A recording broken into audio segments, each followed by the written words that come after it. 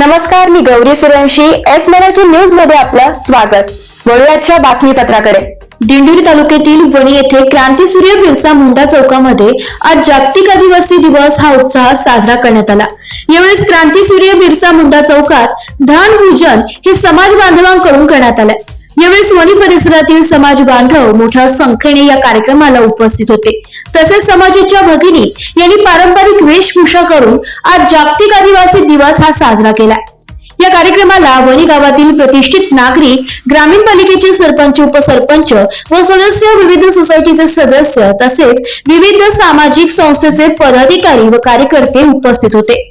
तसेच पोलीस प्रशासनाच्या वतीने सुख बंदोबस्तही ठेवण्यात आला होता. Bureau report, S Marathi news, Nashik. अशाच ताज्या घडामोडी जाणून घेण्यासाठी आमच्या एस मराठी न्यूजला लाईक करा, शेअर करा, सबस्क्राईब करा आणि पाहत रहा एस मराठी न्यूज.